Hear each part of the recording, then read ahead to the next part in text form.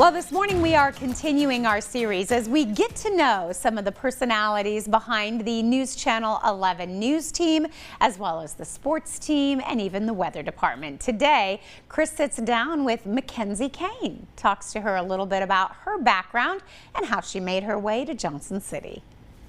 You know, we're getting to know all of our colleagues here at News Channel 11 and ABC Tri-Cities, and today we have Mckenzie Kane from our sports department here. Mckenzie, let's talk about, you haven't been here that long. No, sir. Talk to us about your journey to get here to WJHL. It actually just hit me, Chris, that I'm coming up on 11 months here, which is crazy how the time flew. I didn't realize just how quickly it would pass me by, right. But I came here straight out of college. I graduated in 2025 from Washington and Lee. And then when I walked across the stage at graduation, I had 0 job offers. I had no idea where I was going. Right. So I come home, my parents let me live at home for a couple of, however long I needed to. And I just went and I applied. Parents are like that. Thank you, thank goodness. I went and I applied for 35, 40 jobs. Right. Anything that was open, I'll take it. And I got a couple of offers back, and then I got the offer from WJHL, and I looked at East Tennessee, and I was sold because I just came off of the Blue Ridge Parkway in Lexington, Virginia. So you're telling me I can go back to having seasons again? Yeah. I was a Connecticut native, and I spent 10 years of my life in Florida. I wanted to split the difference and go back to this Tennessee weather we had. What are some of the things you got while you were in college at Washington and Lee that you're able to transition now to the job you're in? So Washington and Lee is not a big school. It is not. I've been there. It's a beautiful campus, It's a beautiful campus, 1,800 or so kids. Yeah. But we didn't have any sort of sports journalism department, any sort of broadcast department. I went up to one of my professors my sophomore year, first month of my sophomore year, and I pitched it to them. I asked them, this is something I really am passionate about. Right. Is there any room for you guys to help me pursue this dream? And they said, sure, you know what, go for it. So I ended up making my own little major and my own path. And I think that initiative I carry with me in every walk of life that I go into now, because our school had some very impressive stories. We had some great athletic programs too. So I got to tell those stories, and I knew that coming into East Tennessee, Southwest Virginia, I was coming into a fan base that cared a lot about their athletes at every level, and now I got the same passion for the athletes I had in college I can bring to the athletes that we have here.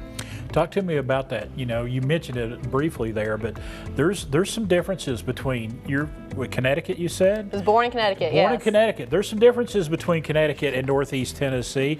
Talk to me about what you have found most fun about living here and working here. Well, I'll tell you right now, I was born and raised a Huskies fan, and my dad told me you cannot tell anybody in Tennessee that you grew up a Huskies fan. People bleed orange around here, yes.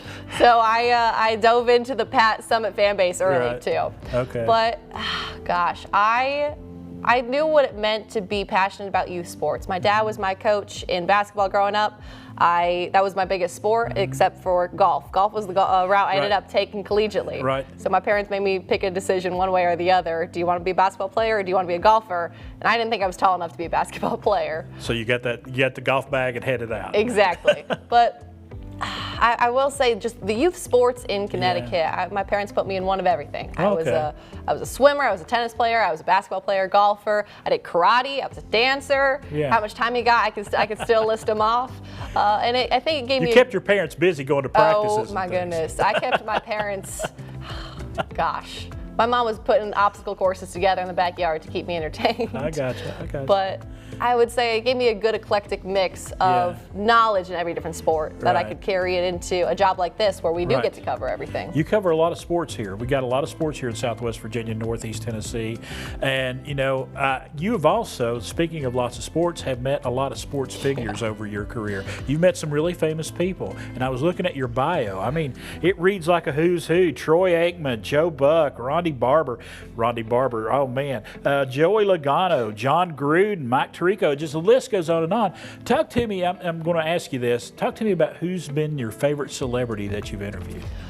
Oh, that's a tough one. I will say, you know, Mike Tirico was fun because he just gave me the time of day coming off of, you know, Super Bowl coverage, coming off of some of the top of the, you know, pinnacles of sports broadcast, and he treated me like I was just some everyday person he wanted to talk with. sit next to him on the airplane or at the coffee shop, and we sat down for 25 minutes, and he told me his life story, and he gave me advice that I carry into my life now. But I will say the Troy Aikman interview is what set my goal and what set this path that I'm on right now, because that was my junior year of college. He had come to our school. His daughter was one of my classmates, and the school came up to me.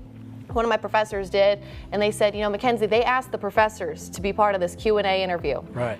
But I think it's be more meaningful to have one of the students ask the questions, and I want you to be that student, myself and one other of my classmates. Well, there you go. And it was the first time that I think one of my professors believed in me to the point where they wanted to, you know, set me free and see what I can do. Absolutely. Last question for me today. Let's talk about the future. What do you think the future holds for you?